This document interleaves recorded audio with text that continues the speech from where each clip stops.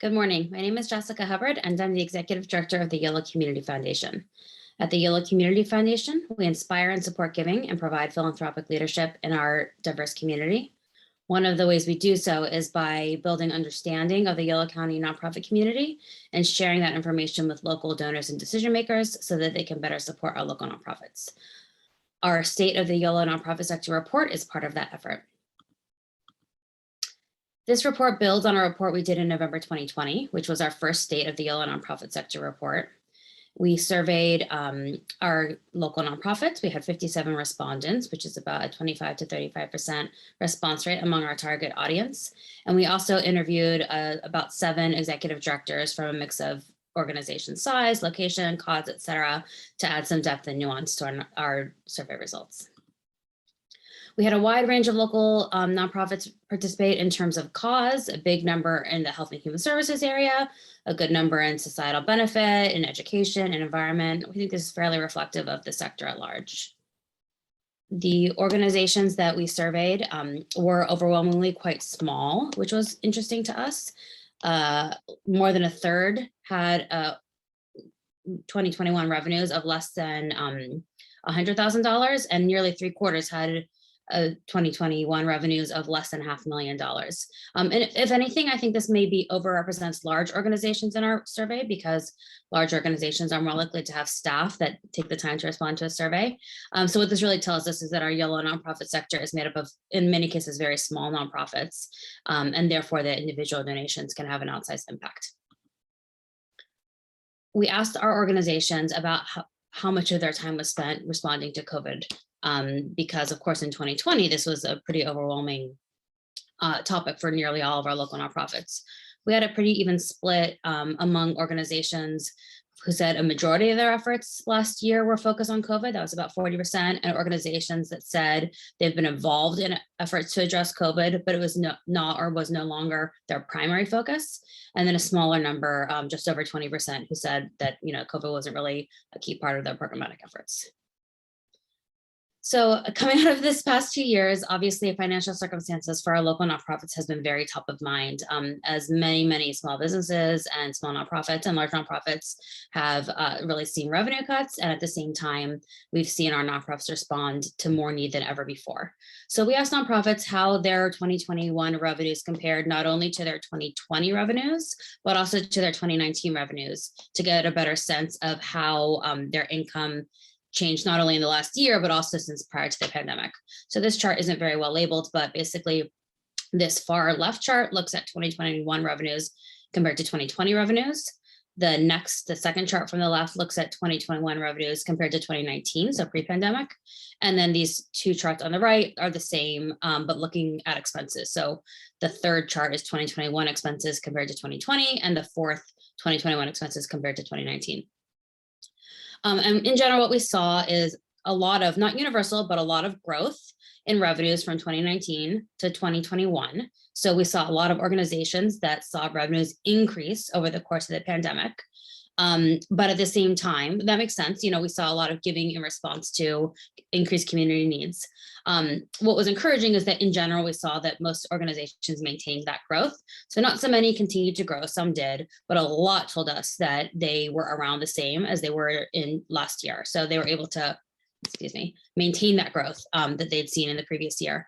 But what was challenging, of course, is that their expenses have in many cases outpaced their revenue growth. So as they work to respond to community needs, we're seeing these pink and purple on the expenses side quite significant. And so they're having, in many cases, while they're growing, they're having trouble keeping up with the growth in programs, the growth in impact, and therefore the growth in expenses.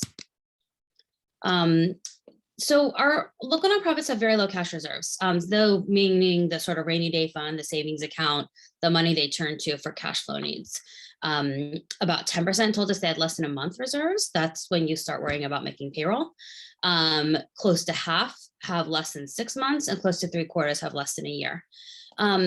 I think it's 2 things. One is that it's important to recognize that depending on the organization's business model, they have different need for cash reserves. So my first reaction was that this chart really concerned me because reserves are such an important tool for nonprofits.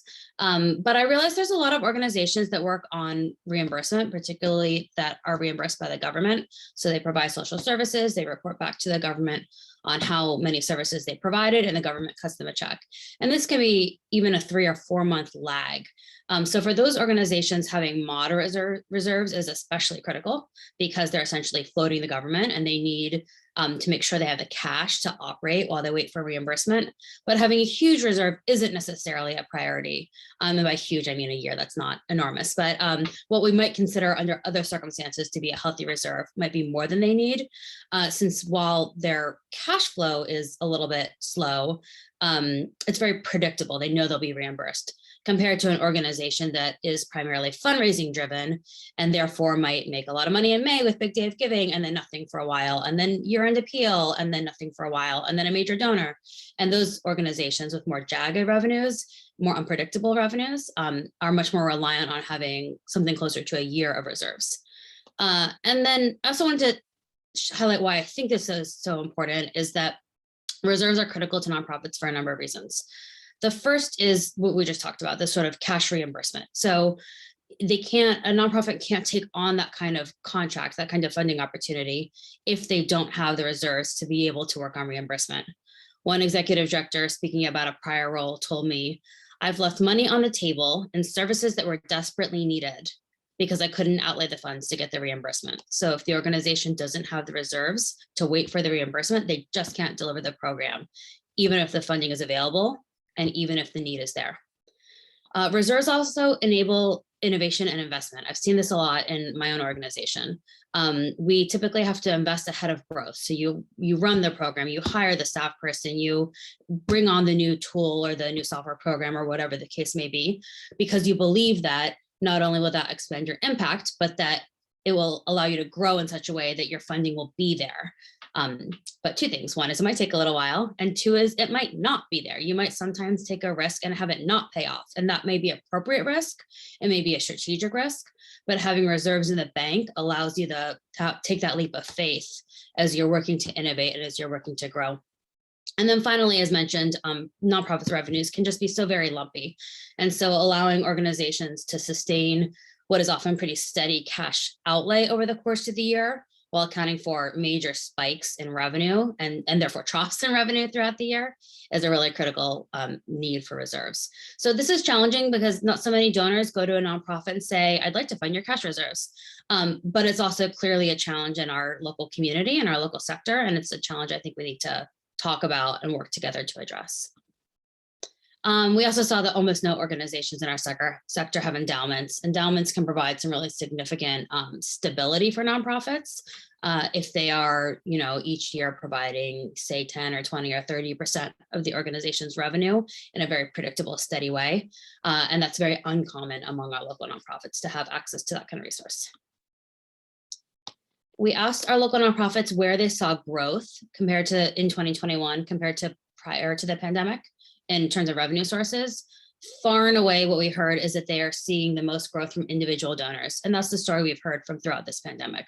Our individual community members rose to the occasion, they dug deep, and they really supported our nonprofits. Government, as expected with some major funding programs, was also significant.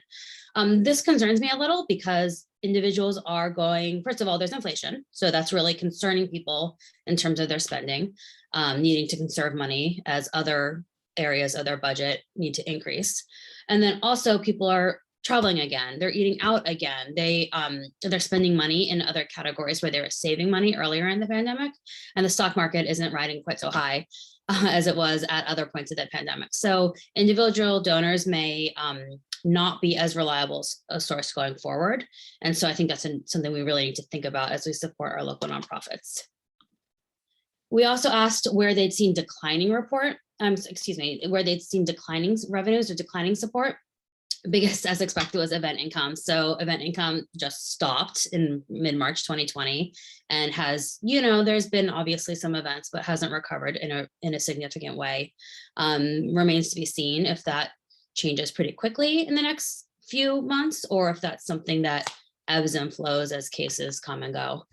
Foundation support, and then programmatic income or earned revenue, which can include things like class tuition and camp fees and room rentals and performance fees and other things that, again, were really impacted by the pandemic, also dropped.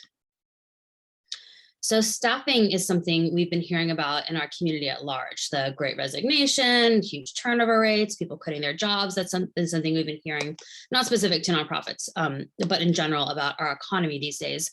But of course, that really impacts our nonprofits. And for so many nonprofits, their staff are the core of what they do, right? They're not operating machinery. They're not running a software program. They are delivering programs, and people deliver those programs. So staff members are the bread and butter of nonprofit impact and nonprofit services. We asked which of the following are true about organizations, whether they are led by a majority BIPOC, meaning Black, Indigenous, and people of color staff, whether they have a majority BIPOC board, whether they serve primarily BIPOC communities, or none of the above. And for our sector, for our local sector in Yolo County, there's quite low levels of organizations that are led by majority BIPOC leadership.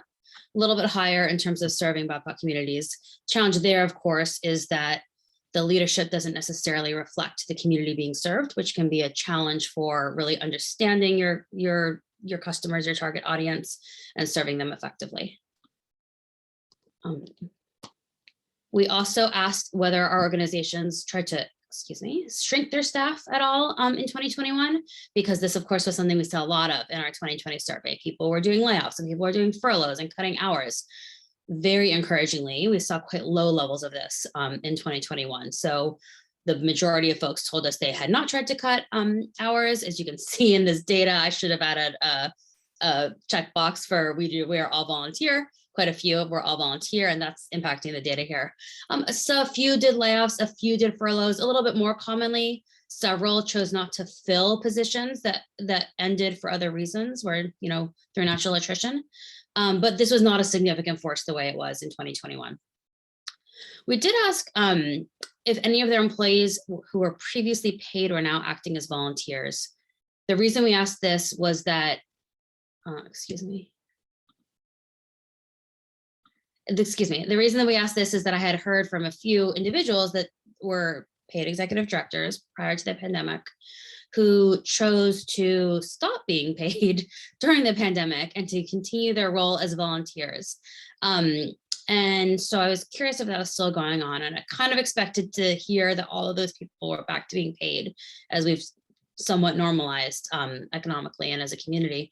And that's not at all what we saw. So 10%, that's 11% of 57, that's a 6 or 7 employees. Organizations told us that they have somebody who was a paid employee who chose to stop being paid and is still not being paid 2 years into this pandemic. This is a small number, but it's a concerning number. We also, on happier note, asked whether folks had tried to grow their staffing through any of the following. This obviously was not high on people's radar in November 2020. And again, about half of our probably over half of our organizations, when you account for the all volunteer organizations, haven't tried to expand their staff, but quite a few told us that they hired new positions, they expanded hours, they brought in consultants, not to replace employees, not to cut costs, but to expand capacity as they grow. Staff salaries in most cases have maybe gone up a little bit, some cost of living increases. That'll be particularly important as we think about inflation, but not so much change in our sector here. This did really stand out as a major issue for our sector in my interviews with executive directors, who talked a lot about the impact of inflation on pay and on retention. So several told me that they had to do across the board wage increases for their staff just to keep up with wage trends in the region. So for instance, one told me that her organization had done a regional salary analysis, working with a consultant, and in order to understand what was going on with salaries, and based on that regional salary analysis, determined that it was important for them to do across the board wages. And in fact, this person told me they'd had to do wage increases 3 or 4 times in the past 2 years just to keep up. This is not to reward their staff for the tremendous work. This is not to account for the incredible above and beyond hours that their staff have put in. This is just to keep up with regional employers so that they didn't lose employees to more competitive jobs elsewhere. Our executive director interviews also pointed out how important it is to consider not just nonprofit wages when setting wages, but for-profit alternatives as well. That employees very often have a skill set that can be played out in a number of organizations. And when the employee is sort of going shopping for a job, they're not, absolutely the mission plays into it, the meaning of the work plays into it significantly, but the salary plays into it too in important and meaningful ways, particularly in times like this where we have so much economic instability or uncertainty going forward. And so being competitive means not just being competitive with other nonprofits, but with local for-profit alternatives as well. And then finally, one thing that an interesting theme in our interviews, it was how much wages, nonprofit wages especially, are really an important equity issue. One executive director told me, and excuse me while I read this because the quote I thought was so powerful, the wage issue is an equity issue. If you say you want to serve an underserved community, and when underserved community is a code word for Black, Brown, and Indigenous folks, the poorest of the poor in Yolo County, and you want to make sure that they feel comfortable coming to your organization, you have to hire from that community. If you want to make sure they feel comfortable coming to your organization, you have to hire from that community. So wage is an equity issue because we're expecting Black and Brown people to help their neighborhood without valuing their efforts. We so often hear donors, not too often, but we still sometimes hear donors say they don't want to give to overhead. They don't want to give to salaries, they want to give to programs. But in our line of work, programs are people. The delivering a program means paying the staff that develops and implements and evaluates and modifies the program to maximize its effectiveness. And in the nonprofit sector, given the nature of our work and the nature of our staffing or of our workforce, it's critical not only competitively, but also ethically to be thoughtful about paying fair wages, paying fair benefits, and really treating our employees well so they can continue to do the work that they do. Of course, in many other organizations, we've seen, in many other sectors, we've seen tremendous turnover in employee turnover. And so we asked our local nonprofits what they'd seen. Again, here's where I did a thing to ask about, are you mostly volunteer or volunteer run? And nearly half of our respondents are. But in general, we saw our respondents who do have paid staff saw a few saw more turnover than average, but it was not overwhelming. So perhaps the Great Resignation is not hitting them so dramatically at this time, maybe because of some of our great executive directors doing salary surveys and compensating them appropriately. We did ask what the hiring market was like though, for those that are going out to hire, either those seeing turnover or those like we saw previously expanding their staffs. And more than half of those who have tried to hire in the past year or so do say that the challenging market is more, the hiring market is more challenging than normal. So this is it's not necessarily devastating our local nonprofits, but it's certainly impacting them. So we asked nonprofits, this is a question we asked in 2020 as well. Has your need for community volunteers changed during the pandemic compared to before the pandemic? And what we heard was that almost 3/4 have either the same or more need for volunteers as they had before the pandemic. And yet nearly about half tell us that volunteer support is down moderately or down significantly. And we asked them why they thought this was. The most common response given for this decrease, which was given by 1/3 of respondents, was that it's still too hard to bring volunteers in safely.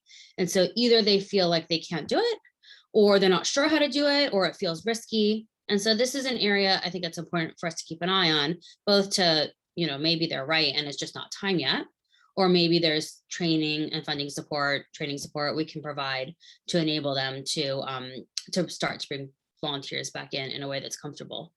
At the same time, 18% told us that volunteers have been less willing or able to help. So perhaps there's some outreach work or something to be done to encourage the community to come back to volunteering. And then 14% told us they're struggling to rebuild relationships with volunteers that they lost during the pandemic shutdowns. So folks that were regular volunteers, that were ongoing volunteers that stopped volunteering as everything shut down and that have not returned. And so there might be an opportunity there as well. This is another key theme of the report. So, you know, for me, the major takeaways were the reserves issue, the staff salary issue, which is then closely connected to this one, which is the burnout issue. This is something, again, that we've heard about throughout in our economy, not just in the nonprofit sector, although I think the nonprofit sector has some particular risk factors. About 80% of respondents told us they are moderately or significantly concerned about staff stress and burnout. One respondent said, to say we're stretched thin is an understatement. And they talked about a few drivers. So first of that they think is causing that burnout. First of all, they told us, obviously needs have been growing in the communities they serve. So they need to hire more staff to cover the increased volume of need or the expanded programmatic scope that they developed to respond to that need. So they're trying to do more work. At the same time, there's turnover, there's staffing shortages, there's volunteer shortages, as we saw. So that more work is now following on fewer employees. Wages aren't competitive, especially in the context of inflation, which reduces the buying power of wages, increases economic stress, and may cause employees to look for higher paying jobs. There's ongoing changes and ongoing uncertainty, especially related to evolving COVID protocols. It's really hard to plan an event, for instance, when you're like, I don't know if this event is going to happen. I don't know if it's going to be outside or inside. I don't know if we're going to be at full capacity or reduced capacity, or if we're going to have a surge and have to cancel the whole thing 5 minutes before. That's drained our workforce. In addition, the challenging experience of serving beneficiaries who are grappling with their own trauma, often while employees themselves deal with trauma. Both the collective trauma of the past 2 years, but also, as one executive director told me, our direct services staff, they get asked a lot. They're holding trauma for communities. They're not only holding trauma, they're also having to deal with their own trauma. A lot of us that go into this work, especially social services, we all have our own healing to do. A lot of people who work in this field, they have lived experience. So that in many ways is impacting their burnout as well. And then finally, there's so often an expectation that nonprofits can just do everything, right? Say yes to everyone, help with every request, meet every need. The flip side of that is that my interviewees told me how important it is to them that our community value nonprofit work appropriately and value the impact that they have on their community. One told me, I cannot tell you how many emails I receive on a weekly basis from community members or educational institutions, government institutions, asking me to lend my expertise to whatever initiative that they're working on, but I still have an organization to run. So those are tasks that may often be compensated in the for-profit sector, but that people often ask nonprofit employees to do for free because it's mission aligned, it's for the good of the community, which is true and which is great and which still doesn't pay the bills and doesn't pay for those staff wage increases that we need, and doesn't pay for the additional staff members we need to carry out the increased scope. So valuing nonprofits appropriately for their work so that they can value their employees appropriately is critical. To address burnout, respondents in interviews advocated for a number of strategies. First and foremost, more funding, especially unrestricted or operating funding, so they can hire the appropriate number of staff, pay them appropriately, give them appropriate benefits, and so on. Secondly, they advocated for really listening, asking staff how they're feeling, asking whether they're burned out, asking how we can help them, acknowledge the challenge, and then address the challenges that the concerns that they raise. 3, they highlight the importance of connection with one another, within our community. That's been, of course, a challenge throughout the pandemic. 4th, several executive directors talked about wellness programs that their organizations had run or had access to, like reimbursements for yoga or gym or healthy meal delivery, and how much that both as a sort of indicator to their employees of valuing them was helpful, as well as allowed them to, reduce stress and increase their ability to care for themselves in a healthy way. More broadly, a lot of our nonprofits advocated for continuing to innovate around benefits, around flexible work schedules, obviously work from home, maybe shifted hours, maybe 4-day work week, thinking about how we can make sure our jobs accommodate our people's needs effectively. And of course, there's an opportunity to really innovate right now because so much has changed on that front. And then finally, raising the they advocated for the importance of raising awareness about this issue, about this burnout challenge, and maintaining focus on the need to address it. One executive director told me, "I'm going to continue to sound the alarm in the spaces that I navigate because it's so easy to become desensitized and just keep moving on and carrying on and surviving instead of thriving. As a county, as a nonprofit sector, we need an organizing body to help with this work, to really help push the work forward and help motivate the nonprofit leaders. I feel like we're all part of some collective sort of trauma. I don't want to call it war, but we are all in it. I can see people just wanting to rest for a little bit before they pick up again and keep fighting." And so acknowledging that human need, I think, is an important part of this problem as well. So looking forward, we had, fairly mixed feedback. We asked our local organizations if we continue to go through COVID case surges for the next couple of years, this sort of up and down pattern, the sort of open up and maybe draw back and open up and draw back, what impact they thought that would have on their organizations. In 2020, we had a lot of organizations tell us that, I think it was 23%, that if this pandemic continued for 12 months, it's been considerably more than that now, whether they were significantly or moderately concerned about that their organization would close permanently. So again, that was 23% told us that 18 months ago, 14 months ago. In fact, we've heard of almost no organizations that have closed permanently, which is really encouraging. So this number is down. Only about 11% remain significantly or moderately concerned about permanent closure if the pandemic is ongoing. But if we do continue to see these kind of surges, quite a few did tell us they think they might have to cut back on their programming, either significantly at 21% or moderately at 35%. Of course, if we continue to see these surges, need is likely to increase. And so seeing nonprofits be required to cut back for financial reasons would be challenging for a community. We saw, most organizations, organizations were not terribly concerned about their own closures. Most said they do expect to see a small number of closures, but almost no one said they expected to see a significant number. As I mentioned, we have heard of just a handful of organizations that have or are in the process of closing permanently. And actually, we've just started to hear about those in the last few weeks. For nearly 2 years, we heard about no organizations closing permanently. That is not what I would have predicted in April 2020. I thought we'd see a lot more nonprofit closures. So that's encouraging. We think it's probably happening now, finally, for a few reasons. One is there continue to be a number of organizations that are just keeping their head above water. So the longer they have to try to tread water to stay there, the more we'll continue to see a few fall off.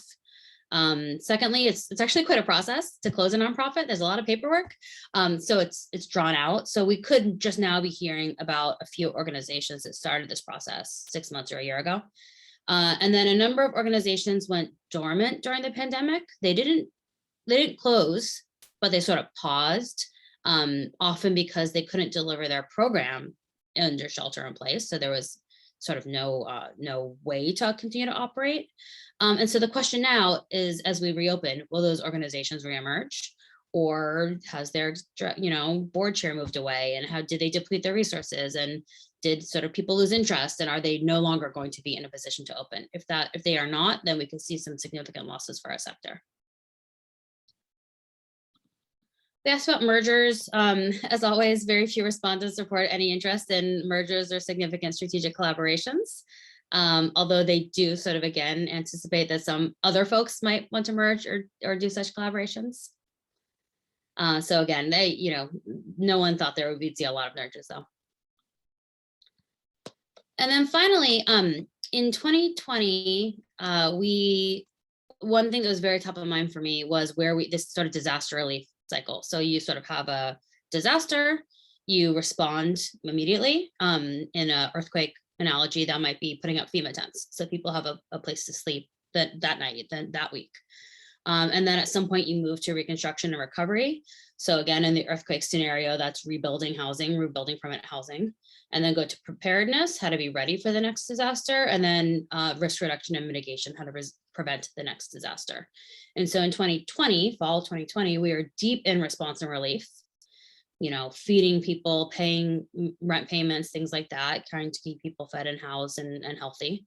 But at the same time, nonprofits were already feeling the pressure of moving into recovery, this reconstruction or recovery stage, while being deep in relief and not being sure how to handle that. And so now I asked, where are you now? Like, are we fully in recovery? Are we on to preparedness? Like, where are we? And it was really a mix. So several interviewees told me their primary focus is still on response, the direct relief. And several others told me they feel like they're moving pretty solidly towards recovery. So examples of ongoing response and relief needs, like why are we still doing this so far into the pandemic, include people are still getting COVID, right? So there's still people getting COVID, there's still testing needs, there are still care needs that is still disrupting people economically and childcare. People with long COVID need ongoing care. Childcare still hasn't fully recovered, so there's still folks out of work because they don't have access to good childcare. We're still responding to the housing crisis that COVID created in a way that is, very immediate, not so much long-term strategic. We're absolutely still responding to the mental health needs that COVID created. And then now government programs are in many cases ending, the funding is allocated, we're having surging inflation, and so that's creating additional needs. One executive director told me the crisis is surging and has been surging over the past 2 to 3 months. Our lines are getting longer. So rather than seeing fewer people need their services, they're seeing more people need their sort of very basic health and human services support. At the same time, we recognize that we need to prepare for a variety of future disasters, right? So what's the next pandemic? Fire season is coming. We didn't get much rain this winter. And so balancing the need to do this sort of direct response, this long-term recovery, and think towards the future is a lot. It's really a lot, and something we are asking our nonprofits to do. We have to ask our nonprofits to do, but that means we have to support them to do it. We also, interviewees told me that there's a need for greater coordination among nonprofits, government funders. So that's something that I think we collectively need to think about for the future. So pandemic and innovation. Another core topic that came up in 2020 was this feeling that the pandemic was so disruptive that it created an opportunity to innovate. And yet no one had the brain space to do that when they're in the middle of a pandemic and working from home. So first I would acknowledge, I asked, like, where are we now on that? First, I want to acknowledge that since data and community analysis lags, we're still uncovering the impact of the pandemic. We're still uncovering the response. So we don't know totally the answer to this question. I also want to recognize that some nonprofit business models, some nonprofit service delivery models were great as is. They were working without a need for major disruption. But it's very clear that despite tremendous hard work by nonprofits and government and individuals, we had a lot of problems. A lot of people were not being served by the existing models.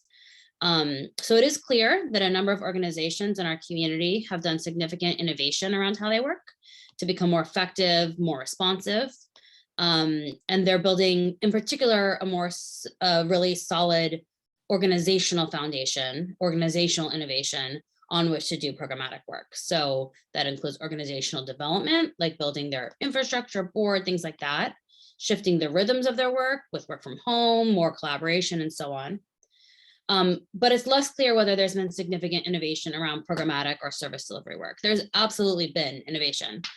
Several interviews told me they've really restructured their operations to increase impact. But it remains to be seen how big those changes are. One ED told me, I still have some big plans, but I think it takes a lot of energy and people are tired. So this really innovation has an important intersection with burnout. EDs also told me how important it is to bring board members along in this innovation work. In our surveys and our interviews, we asked the community how we can support local nonprofits. One message came through loud and clear was the importance of flexibility from donors and funders. So ask nonprofits what funding they need, give them unrestricted support, give them general operating support. One told me, if you trust them enough to donate, trust them with the unrestricted funds to do the programming that they know needs to be done. They asked that donors and decision makers listen to nonprofits. Over and over, they told me that nonprofits need champions. They especially advocated for elected officials to get out there, to see the nonprofits they're funding, and to use their platform to advocate for individual nonprofits and our nonprofit sector. They want our community to better understand what they call the business aspects of running a nonprofit. So like that reserve question we talked about, the staff salaries, what it takes to power programs and keep the lights on. and or therefore have the impact they need to have. And then finally, they'd like to see increased awareness for how much the local nonprofit sector does for Yolo County, especially in terms of services and impact, but also the local economic impact, the employment figures, and so on. So one told me we need to tell our story. Finally, I want to take a moment to celebrate the nonprofits. I know this has been a little bit of a downer, some of the figures that we've heard, but our nonprofits are amazing. Like, they're incredibly resilient. As I said earlier, we thought a number would go out of business, and that hasn't happened. Despite this, while this has been a period of incredible challenge, it's also been a period of incredible impact. In these past 2 years, our nonprofits have expanded services to meet increased community need. They've innovated in order to deliver services in new ways. I heard the word pivot a lot.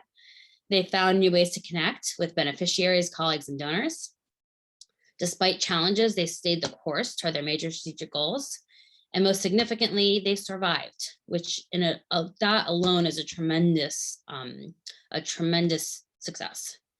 One respondent told me, the past 24 months have been pretty brutal. What sustains my organization is our success in delivering desperately needed services and the inspiring work. So I hope you will be inspired by their impact. I hope you will join the Yolo Community Foundation as we work together to meet the needs of our local nonprofits. And I hope that we together can help our local nonprofits serve our community. Thank you.